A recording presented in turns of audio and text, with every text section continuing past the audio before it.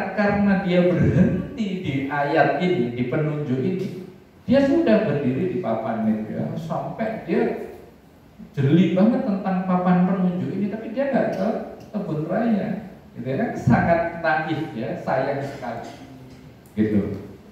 Nah, jadi fakta atau sains praktis itu sama ya, kita nggak bicara itu, tapi sebetulnya asumsi-asumsinya saja, ya, tafsirnya.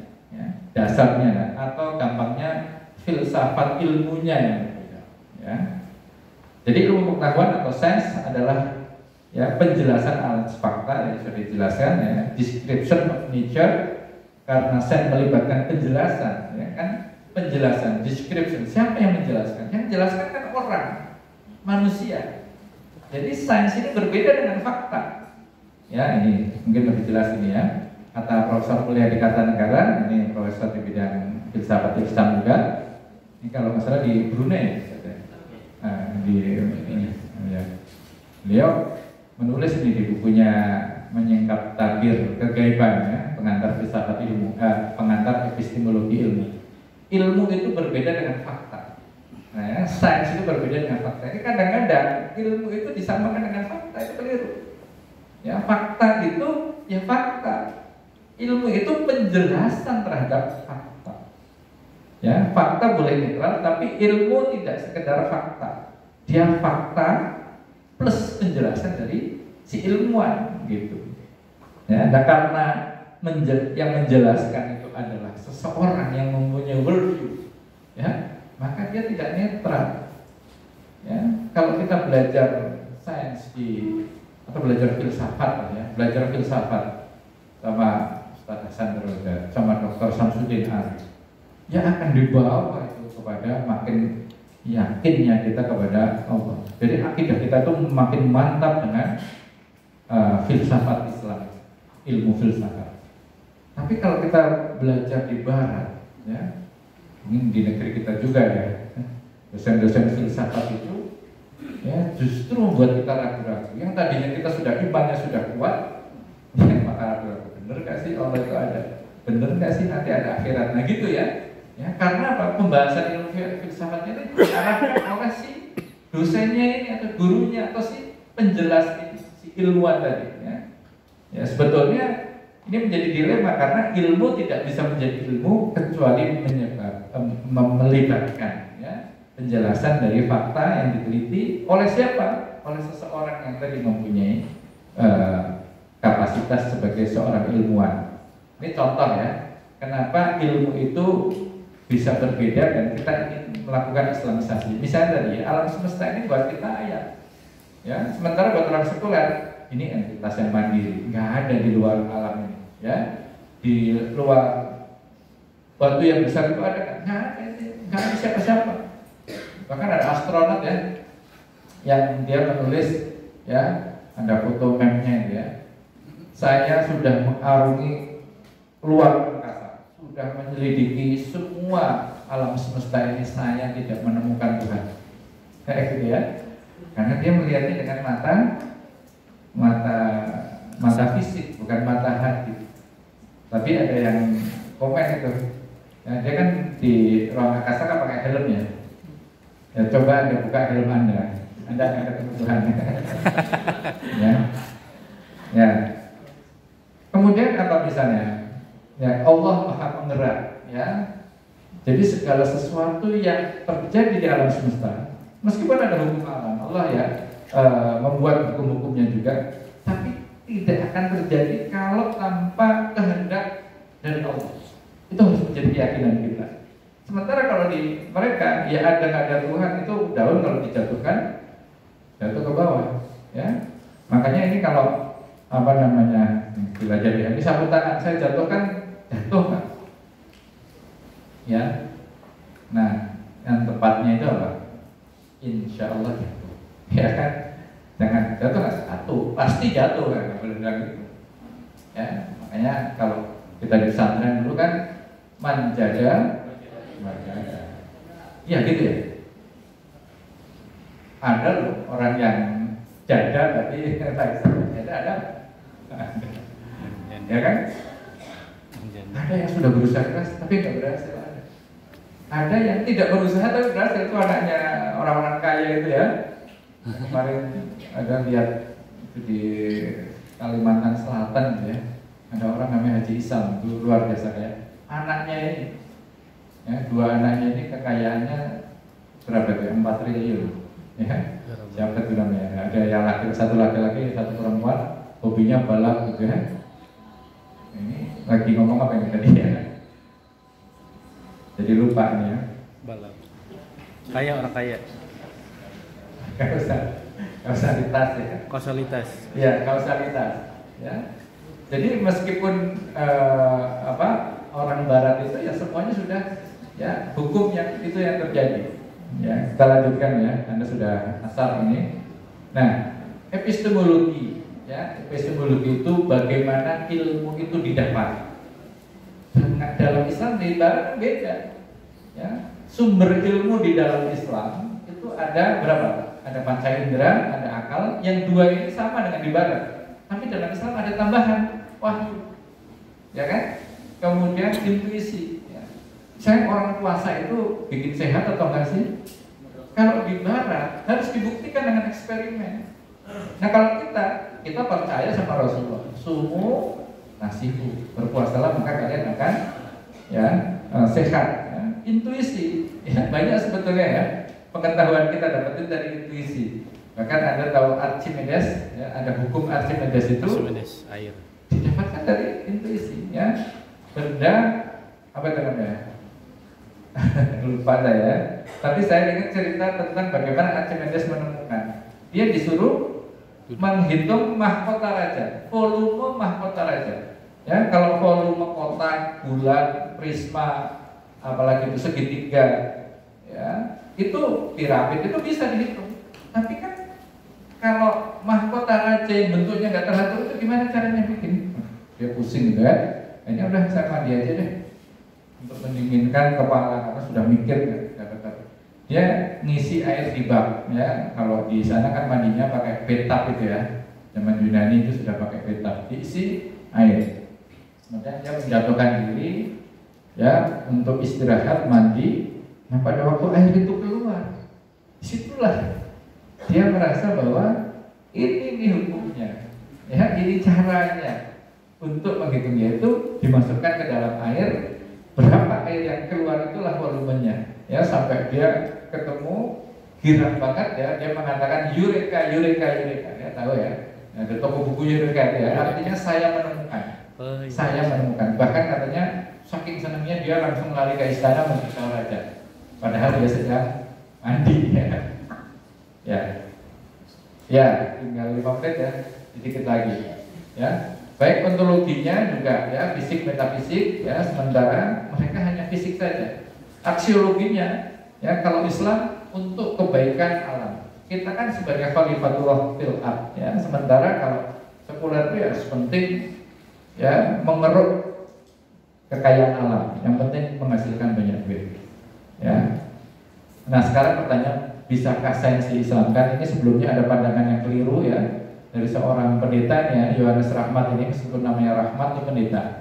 Saya tidak temukan misalnya matematika Islam, astronomi Islam, ilmu ukur, ilmu kedokteran Islam, apakah dia bisa ada di dalam dunia ini. Misalnya menurut ilmu ukur Islam, sudut siklus itu bukan 90 derajat tapi 97 ya, atau sudut lingkaran bukan 360 tapi 357 misalnya ya. Atau nah ini dia sedang berdiskusi dengan kawan kita Dr. Wedi Zarman ya. Beliau mengkritik gitu tentang islamisasi ilmu atau sains Islam itu ya. Dan seterusnya. Nah ini pemikiran yang keliru. Dia tidak paham tentang apa yang harus diislamisasi. Yang diislamisasi bukan sudutnya ya, bukan umur alam semesta, bukan berapa lama janin itu ada di dalam perut ibu, tapi konsepnya bahwa ada janin yang di dalam perut ibu itu adalah kehendak Allah, ya kan?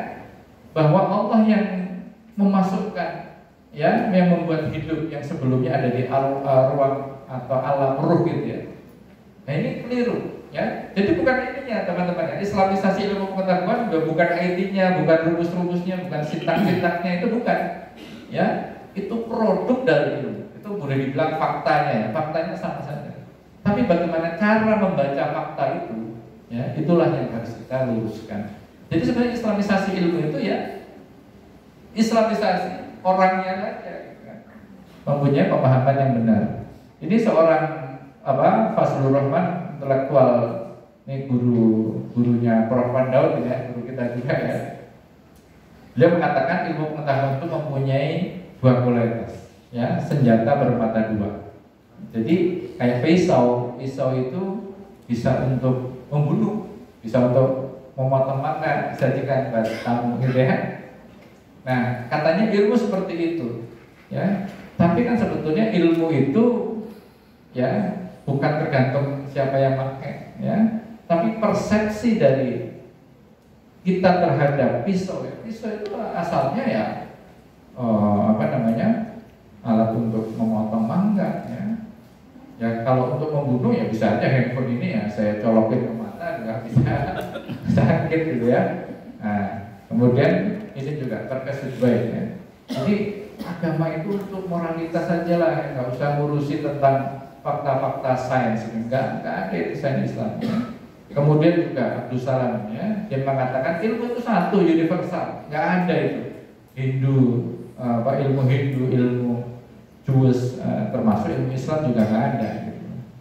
Sebenarnya ada apa enggak? Ya ada dua, ada yang mengatakan no, yang nggak ada. Ya. Dan itu bukan di sini ya, insya Allah kita jawabnya yes, there is Islamic science. Ya. Yang mengatakan there is no Islamic science karena dia mengatakan science is just for the sake of science. Ya, science is science. Ya, sains itu nggak ada hubungannya dengan yang lain-lain. Ini kalau saya kasih ilustrasi ya, Anda sering dengar bisnis is bisnis. Nah, gitu ya. Sering dengar bisnis is bisnis. Apa itu? Kalimat itu dipakai untuk apa? Biasanya dipakai ini ya, salah satu banyak, tapi salah satu lagi. Saya punya adik kekurangan duit, pinjam duit ke saya. Boleh, saya kasih. Kapan balikin? Bulan depan. Oke ya, bulan depan ya. Bulan depan. Ya, nggak datang, saya datangin. Mana katanya mau bayar? Aduh mas, belum ada nih. Bisa lagi nih. Nah, balikin. Kamu udah janji mau balikin. Bisnis is bisnis. Nah, gitu ya. Artinya apa? Bisnis itu nggak memandang saudara, nggak memandang apa, netral katanya. Bukan netral sebetulnya ini jahat kejam gitu ya. Nama adiknya ya. Netral, nggak ada ideologi. Atau universal. Ilmu itu di mana-mana semuanya sama. Nah, buat kita ya, ilmu itu tidak ilmu Islam itu ada ya. Karena apa? Ilmu itu human. Ya kita itu masing-masing ini mempunyai ilmu masing-masing berbeda. Ya, apa ilmu tentang apa yang kita yakini, apa yang kita pikirkan, apa yang kita kerjakan, yang kita hasilkan ya. Juga ilmu itu bukannya netral tapi value laden. Ada unsur-unsur ya interest di dalamnya. Ya, yang tadi ada ilmuwan, mestinya kalau dia netral, dia akan mendukung dong apa yang disuruh oleh Hitler. Hitler menyuruh ya bikin gas yang bisa membunuh manusia untuk membunuh orang-orang Yahudi. Ya, dan science is universal in some respect of it. Hanya untuk nggak semua kok. Misalnya kedokteran, kita merasa bahwa kedokteran medis itu universal ya. Ya, tapi kan ternyata ada kedokteran lain. Ya, ada kedokteran Ibnu Nabawi, kita ada mengenal. Orang Cina juga punya kedokteran Cina, ya ada akupuntur. Ya, dan bahkan dipakai juga di UI itu ada jurusan kedokteran yang menggunakan herbal juga ada. Itu sudah masuk ke kampus juga ya. Jadi tidak universal. Ya. Kita juga kadang-kadang orang kalau nggak sembuh berobat di alternatif, ya, itu kedokteran juga, gitu kan? Gitu. Ya. Nah ini terakhir tentang netralitas ilmu, bahwa ilmu itu tidak netral ya. Ini kata Profesor Alatas, ya ilmu itu tidak netral. Ya, yang kita pelajari itu tidak netral. Kenapa? Ketika dosen kita menjelaskan dia arahnya kemana? Membawa kita ke Islam atau ke ateis? Alhamdulillah kita sekolah di kampus Islam yang pasti akan mengarahkan kita untuk menjadikan ilmu itu lebih taat kepada Allah. Ya, tapi saudara-saudara kita yang kuliah di kampus umum yang di luar negeri, dosennya kalau iseng tuh ya mengarahkannya ke ateis. Nah ini kata Profesor Hamid ya, sebetulnya kalau mau dibilang ilmu itu netral itu bukan sama sekali netral, tapi netral terhadap agama. Ada tokoh politik mengatakan jangan memakai politik identitas, ya, bersihkan politik dari politik identitas, ya enggak? Maksudnya itu bukan membersihkan politik dari politik identitas, bukan, tapi membersihkan politik dari identitas agama. Kalau terhadap identitas sekuler boleh, identitas ateis boleh, gitu kan? Nah ini kan nggak fair. Nah ini yang seperti dikatakan oleh Prof. Hamid ya. Ini juga tentang ilmu dan fakta, tadi sudah kita bahas. Intinya banyak ya yang menentang paham bahwa ilmu pengetahuan itu netral, baik dari Barat maupun dalam Islam juga ya. Dan terakhir ini gambar ini nih, sains itu adalah pengetahuan yang sudah melewati worldview-nya masing-masing orang yang menjelaskan. Ya, barulah dia jadi ilmu yang ada atau yang kita kenal sekarang. Jadi ilmu pengetahuan yang warna-warni itu adalah hasil interpretasi dari worldview orang yang berikan ilmu itu pada kita, ya. Makanya pilih guru yang baik, gitu kan? Dalam Islam kan gitu ya. Ya dulu orang tua kita tuh menyekolahkan, ya, kayak Imam Syafi'i itu dikirim ke Imam Malik, ya. Imam Malik kirim ke siapa? Robi'ah Ra'i. Dan jadi dikirimnya ke guru. Ya, maka worldview-nya guru itu yang nanti akan mempengaruhi murid-muridnya, gitu ya. Nah, ini buku-bukunya sudah banyak, ya, silahkan nanti dibaca. Ya, maka yang diislamisasi adalah cara pandang, worldview. Ya, ingat ya, jadi bukan ilmunya. Jadi kalau rumus Pythagoras bagaimana menurut Islam ya sama. Ya, A kuadrat sama dengan B kuadrat tambah C kuadrat sama. Ya, rumus segitiga ya setengah alas kali tinggi, luas lingkaran PR kuadrat dan seterusnya. Itu sama, ya. Loh yang diislamisasi apa dari ilmu pengetahuan? Cara pandang dari para saintis, worldview-nya, ya, mindset-nya juga ya para saintis. Wallahu a'lam bishawab. Moga-moga yang sedikit ini bisa memberikan inspirasi. Mohon maaf kalau ada kekurangan. Ini baru pertama ya, start ya. Insya Allah kalau ingin dikembangkan, ya, bagaimana pendekatan-pendekatan islamisasi itu ada apa saja, arahnya kemana, dan sekarang ini pada taraf apa, ke depan bagaimana, itu mungkin bisa dilanjutkan pada forum yang lain. Saya mohon maaf kalau ada diskusi, monggo dipersilahkan. Assalamualaikum warahmatullahi wabarakatuh. Saya kembalikan kepada moderator.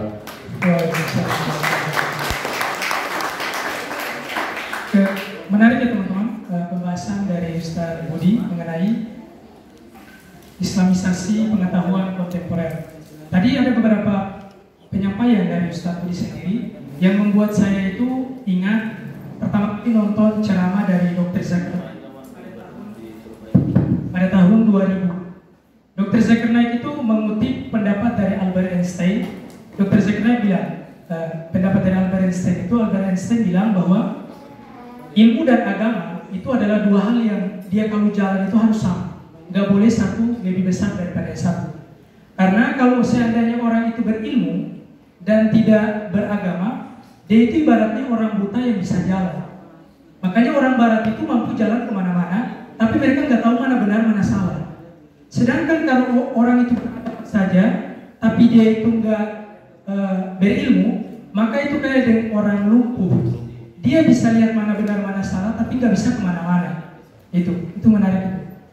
Dan ada beberapa hal yang ya izinkan saya Ustaz menambahkan. Tadi di bagian Ustaz menjelaskan ada salah satu penulis dari Barat namanya Marvin Perry. Yaitu menulis tentang bagaimana kondisi peradaban Barat. Selain buku itu, Irfan kasih referensi, saya kasih referensi. Teman-teman bisa cari buku judulnya Menggali ke Puncak Hati. Itu ditulis oleh Ustadz Salim Al-Kila. Cover depannya itu tangan dua, terus lagi menggali, terus ketemu hati yang lambang Allah. Terus referensi lain yang bisa saya kasih, yang masuk dengan pembahasan dari Ustadz Budi, itu tadi Ustadz Budi jelaskan tentang Ada dua orang, Jeremy Isaac dan Taylor Darwin, yang menulis buku tentang Perang Dunia ya Ustaz. Nah, selain buku yang tadi Ustaz Budi sampaikan, saya bisa kasih referensi juga. Teman-teman bisa baca buku judulnya Ensiklopedia Anak Nasional, itu ada 9 jilid, baca dari jilid 3 sampai jilid 5. Teman-teman bisa temukan di perpustakaan Cikini di Taman Ismail Marzuki. Nah itu. Oke teman-teman, mungkin dari pemaparan Ustadz Budi sekiranya ada yang ingin dipertanyakan atau ada yang mengganjal atau ada yang penasaran gitu kira-kira apa yang ingin dicari tahu gitu tentang materi Islamisasi pengetahuan kontemporer. Ada pertanyaan teman-teman? Oke silakan. Bang Fadlan duluan ya Bang.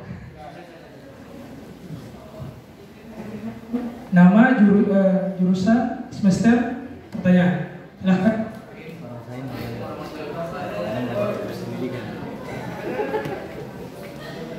Tapi ada hikmahnya tentang rasionalisasi dengan efektivisme itu.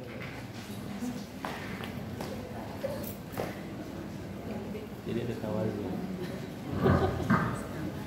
Bismillahirrahmanirrahim. Assalamualaikum warahmatullahi wabarakatuh.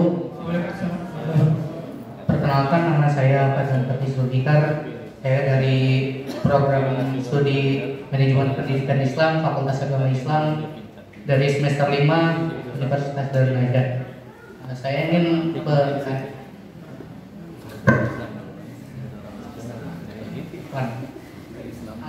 yang saya ingin tanyakan adalah mengapa Barat ini bisa dominasi segala aspek keilmuan yang ada di dunia ini. Apakah mungkin orang-orang yang memiliki keyakinan agama yang kuat seperti kita ini bisa lengah gitu dengan dominasi ilmu-ilmu yang bisa dikatakan sekuler dari yang datangnya dari Barat seperti itu.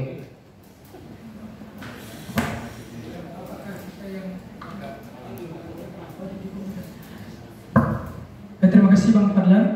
Dari teman-teman yang lain, tadi Bang Amal duluan. Bang Amal. Silakan Bang. Nanya. Assalamualaikum warahmatullahi wabarakatuh. Perkenalkan, Iqbal Salaban, saya dari mahasiswa semester 6 Prodi Manajemen Agama Islam dari Fakultas Tarbiyah. Saya sebelumnya syukran kepada Ustaz Budi yang telah memaparkan materi tentang Islamisasi ilmu pengetahuan. Sangat luar biasa materi untuk kita semua. Yang ingin saya tanyakan adalah di era zaman sekarang ini tantangan apa dalam Islamisasi dalam ini kan banyak ya dalam dunia Islam ini, apa sih tantangan dalam proses bagaimana tantangan apa saja dalam Islamisasi pengetahuan saat ini, dan solusi apa yang bisa diatasi dalam mengatasi Islamisasi pengetahuan. Kemudian yang kedua, bagaimana konsep Islamisasi daripada sebuah sains itu, dan faktor apa saja yang melatar belakangi munculnya gagasan sebuah sains itu. Syukran kasih. Wassalamualaikum warahmatullahi wabarakatuh. Waalaikumsalam. Satu lagi terakhir. Yang Ahmad, silakan Bu. Assalamualaikum warahmatullahi wabarakatuh. Waalaikumsalam warahmatullahi wabarakatuh. Saya Bu Dewi dari mahasiswi PIAUD semester 4. Izin bertanya, bagaimana bentuk Islamisasi Islam ilmu pengetahuan? Apakah hanya mencari dari dalil-dalil Al-Quran atau hadis, atau apakah ada bentuk dari lainnya? Itu saja, terima kasih. Assalamualaikum warahmatullahi wabarakatuh. Waalaikumsalam. Terima kasih pada yang sudah bertanya. Di sini ada 3 pertanyaan Ustaz. Mau saya bacakan Ustaz? Baik, terima kasih. Ini luar biasa semua yang bertanyanya. Tepuk tangan dulu lah.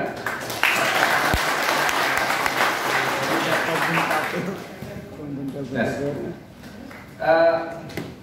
Dan beberapa pertanyaan ini sebetulnya ada pada slide berikutnya yang memang saya simpan untuk next pertemuan berikutnya ya. Seperti bentuk-bentuk ini kan ada ya, tapi saya share juga ke panitia. Jadi nanti kalau ingin mengetahui bisa di copy ini boleh nanti saya share ke teman-teman ya materinya. Yang pertama, kenapa Barat bisa hebat ya? Memang banyak yang sudah menganalisis pertanyaan ini ya. Ada satu pernyataan yang menarik ya, dan ini masih relevan. Orang Barat maju karena meninggalkan agamanya. Orang Islam mundur karena meninggalkan agamanya. Nah, ya, kesimpulannya gimana ya? Kalau kita ingin membandingkan ya, berarti ada masalah di agama mereka dan ada masalah pada kita. Agama kita sudah benar, kita nggak mempelajari, kita nggak menggali ilmu pengetahuan di dalamnya. Sementara mereka sudah tahu bahwa ada masalah di agamanya, sehingga mereka tinggalkan. Dengan mereka meninggalkan agama mereka, maka mereka bisa maju karena nggak sesuai, tidak manusiawi, ya, tidak sesuai dengan alam semesta, tidak sesuai dengan ilmu pengetahuan, makanya ditinggalkan. Ya, nanti suatu ketika kalau mau belajar ya tentang beberapa ayat-ayat di kitab suci lain yang bertentangan dengan ilmu pengetahuan, ya, misalnya tidak boleh menanam tumbang sari, ya, terus kemudian apa banyaklah gitu ya, nanti kita bisa gali. Nah, hal-hal semacam itu ditinggalkan oleh mereka sehingga mereka maju. Nah, kita yang tahu bahwa Al-Quran, hadis ya, dan tradisi ilmiah kita, yang kita kan rooted in tradition ya, Islamic tradition gitu kan, ya, harus tahu bahwa tradisi ilmu kita itu luas, tapi kita tinggalkan, kita lupakan, ya. Yang penemu-penemu itu, ini baterai saya habis biarin, udah selesai juga sebenarnya. Jadi penemu-penemu itu kita tahunya bahwa pesawat terbang siapa aja ya, Wright bersaudara. Padahal Abbas itu Firnas tahun 800 berapa itu sudah menemukan ya. Kemudian metode ilmiah ditemukan oleh Jabal Ibn Hayyan. Ya, di Barat dibilang itu temuan dari Roger Bacon atau Francis Bacon. Ada banyak itu yang semuanya itu ditemukan oleh umat Islam, tapi kemudian kita tahunya penemunya orang Barat. Nah, karena kita tidak merujuk kepada khasanah tradisi Islam, tidak merujuk pada Al-Quran, hadis dan pendapat para ulama serta saintis Muslim. Ya, jadi kalau mereka kenapa maju ya karena mereka seperti itu ya. Tapi kalau kita mundur ya karena kesalahan kita sendiri, kita meninggalkan ajaran agama kita. Gitu ya. Jawabannya seperti itu ya. Mungkin ini singkatnya saja ya, Mas Fadlan ya, supaya membuat giroh kita itu naik. Ya, kita sudah benar, kita sudah on the rail track, sudah pada jalur yang benar, ya. Tapi kita tidak mau kemana-mana gitu ya, kayak tadi ya, kata Einstein tadi ya, kita tuh udah tahu benar salah, tapi kita lumpuh gitu. Jadi di kamar saja, di rumah saja.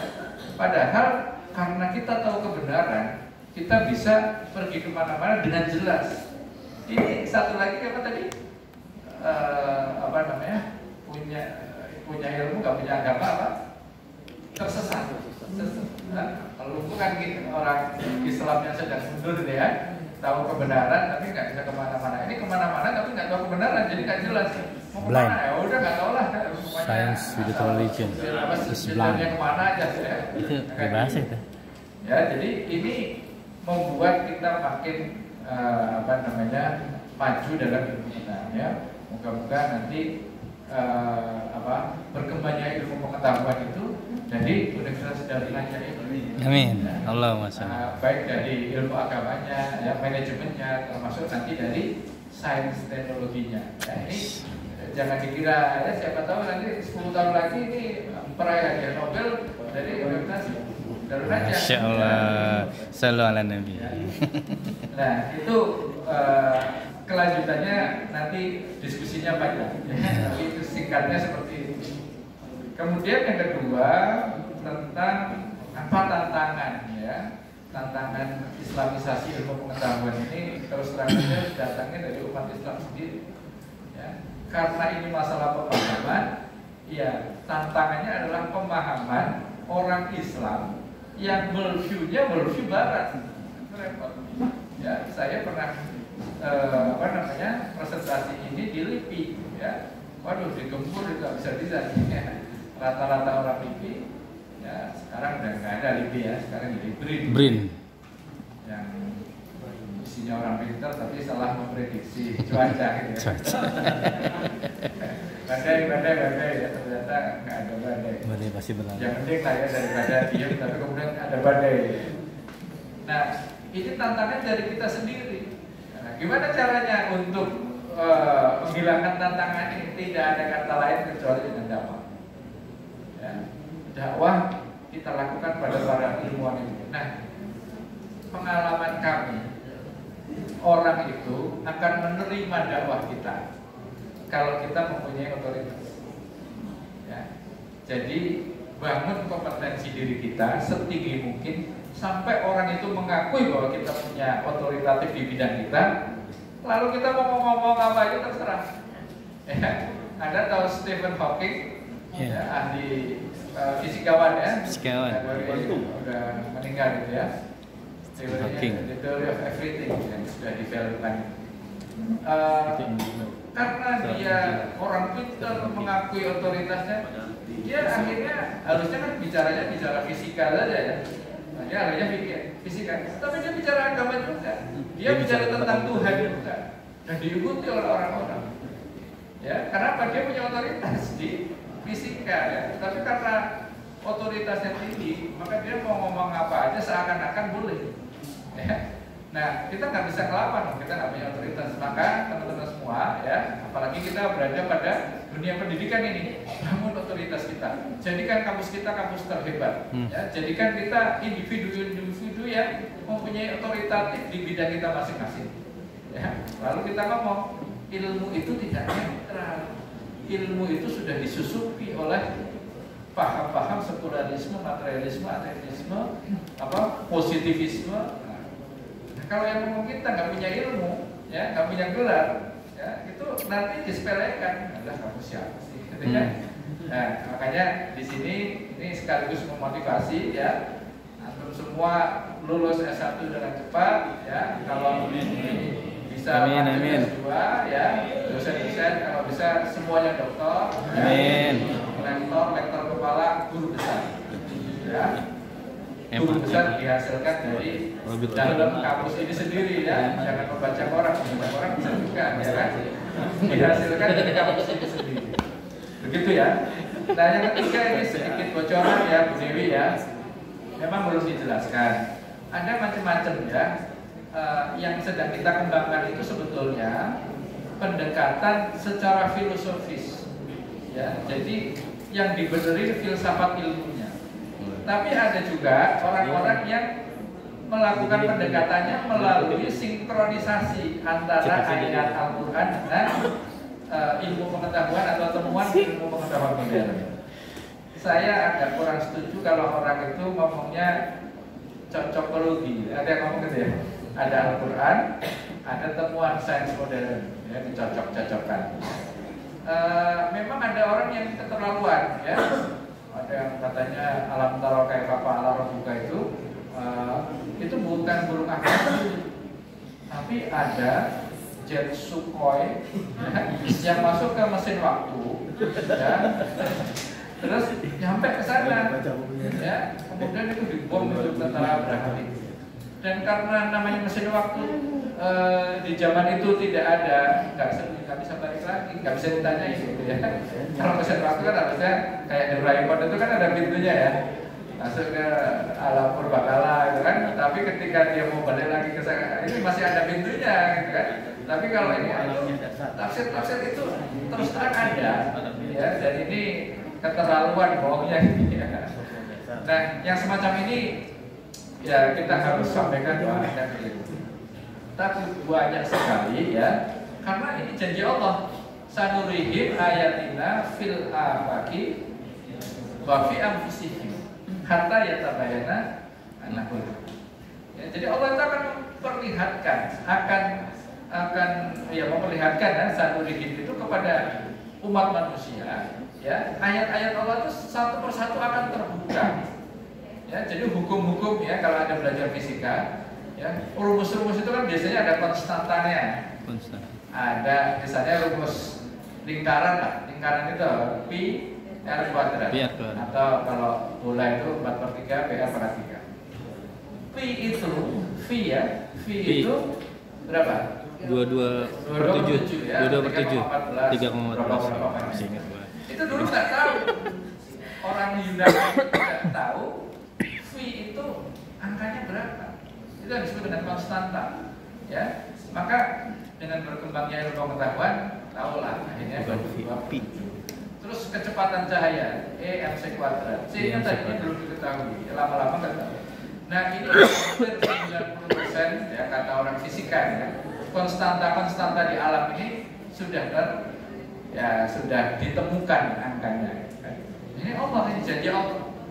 Ya, makanya itu ada berkesesuaian. Ada yang seperti itu menganggap bahwa Islamisasi adalah bagaimana menghubungkan temuan sains barat modern itu dengan Al-Quran, hadis dan sebagainya. Ini juga tidak salah ya, meskipun ada kelemahan-kelemahan, tapi kita dukung. Artinya apa? Di umat ini ada orang yang peduli dengan antara ilmu pengetahuan dengan ayat Al-Quran. Hanya saja harus hati-hati ya, jangan itu di Al-Quran ada alam semesta dulu satu, kemudian fafataqnahuma, Allah pisahkan keduanya. Ini Big Bang ini. Big Bang. Ya, orang LIPI juga kemarin ngomong gitu, Big Bang. Pak di fisika sendiri teori Big Bang itu belum firm. Ya, baru opini dari Hawking. Jadi belum diterima sebagai ilmu yang fix, yang firm. Jangan kemudian kita buru-buru menyampaikan bahwa ini sama dengan ayat Al-Quran. Ya, jadi kita tunggu dulu perkembangan ilmunya itu sudah firm ya, seperti penilaiannya Maurice Bucaille ya terhadap jenazahnya Fir'aun itu, muminya Fir'aun ya, Faraon. Itu sudah diteliti, cocok ini Ramses II yang mengejar-ngejar Nabi Musa di Laut Merah itu ya. Ini orangnya yang ini nih. Dan kemudian melihat di Al-Quran, memang Al-Quran ini menyelamatkan jasadnya untuk dijadikan pelajaran. Ya, ini cocok ini yang seperti ini. Nah, untuk ilmu-ilmu yang sudah final, yang sudah tidak berkembang lagi, dan ayatnya juga ayat-ayat yang qat'i, bukan ayat-ayat yang mutasyabihat yang multitafsir, maka itu boleh dijadikan, dicocokkan, itu boleh disinkronkan, ya. Cuman kalau kata-kata cocok kalau gitu kayaknya serampangan. Ini kita memaksakan. Ini enggak, ya harus hati-hati. Ya. Makanya saya mengatakan ini termasuk juga dari bentuk Islamisasi, tapi harus hati-hati. Ya, ada juga yang praktis. Ya, ilmu pengetahuan itu pokoknya dipakai untuk agama. Contoh ya, teman-teman di teknologi pangan dan gizi IPB dulu mendirikan ya bersama Profesor Aisyah Girindra. Ya. Aisyah Girindra ini profesor di bidang ilmu biologi pangan. Nah, mereka mendirikan namanya LPPOM, ya, kemudian berada di bawah MUI. Ya, LPPOM UI. Nah, dari ilmunya tentang pangan itu memverifikasi makanan-makanan apakah halal atau enggak. Akhirnya keluarlah sertifikasi halal. Dulu yang pertama ya, sekarang sudah diambil oleh Menteri Agama. Ya. Jadi LPPOM MUI itu adalah bagian dari laboratorium saja. Ya. Nah, ini berarti ilmu itu dipakai untuk kepentingan Islam. Ya, ada kalau nggak salah di IAIUM itu satu alat untuk ini mengandung alkohol atau tidak makanan itu. Ya, jadi ada kayak termometer itu dimasukkan, nanti ada angkanya. Ya, etanol, metanol itu berapa persen gitu ya. Jadi ini ada, tidak semuanya kan ada tulisan halalnya. Nah, ini bisa seperti itu. Jadi ada yang praktis. Ada yang tadi integrasi. Integrasi itu pokoknya ilmu Islam dengan ilmu Barat jadi ini satu aja. Seperti kawan-kawan kita di UIN. Ya, di UIN itu yang penting dia nggak ada Islamisasinya, tapi antara ilmu umur dengan ilmu Islam itu ada pada satu tempat. Diharapkan ya, misalnya kita dosen-dosennya paling kan ngobrol gitu. Ya, ini ahli fisika. Seperti di sini mungkin dosen dari Fakultas Saintek ngobrol dengan dosen PAI, ya, dia nanti nanya, ini ada fenomena kayak gini gimana, dalam Al-Quran gimana? Nah, itu ngobrol nih. Jadi integrasinya mulai dari situ tapi tidak sistematis. Ya. Jadi memang ini problem karena sudah berapa tahun itu ya, 2003 kalau nggak salah ya, sudah 20 tahun integrasi yang dilakukan oleh teman-teman di UIN ini masih belum menampakkan hasilnya. Dokter lulusan UI dengan dokter lulusan UIN ya, ada tambahan N-nya ini nggak ada bedanya. Harusnya kan beda ya. Bedanya apa? Maka kalau nyuntik pakai bismillah dan nggak pakai bismillah ya kan itu banyak lagi. Walau alam, kalau ada yang mau dilanjutkan monggo, waktunya masih ya. Udah semuanya terima kasih Ustaz. Semoga jawaban yang diberikan dari Ustaz Budi Handrianto dapat menjawab pertanyaan